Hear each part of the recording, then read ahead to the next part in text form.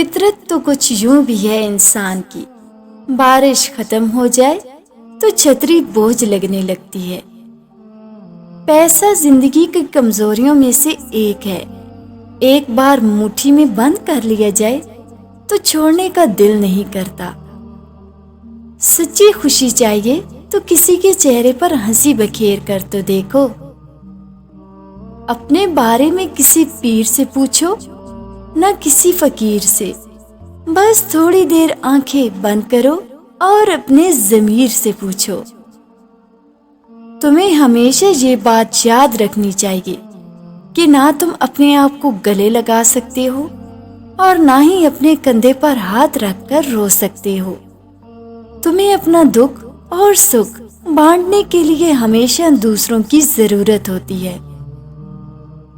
جو لوگ اپنی چادر دیکھ کر پاؤں پھیلاتے ہیں، انہیں کبھی کسی کے سامنے ہاتھ پھیلانے نہیں پڑتے۔ اکثر سستے لوگ ہی ہمیں زندگی کے مہنگے سبق دے جاتے ہیں۔ بات ہمیشہ تمیز سے اور اعتراض دلیل سے کرو، کیونکہ زبان تو جانوروں کی بھی ہوتی ہے، مگر انہیں بات کرنے کا سلیقہ نہیں ہوتا۔ صرف ایک بہانے کی تلاش ہوتی ہے، نبھانے والے کو بھی اور جانے والے کو بھی۔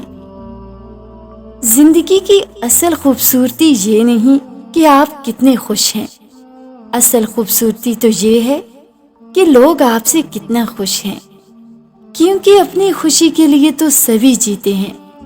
کسی دوسروں کی خوشی کی وجہ بنو گے تو کمال کر دو گے۔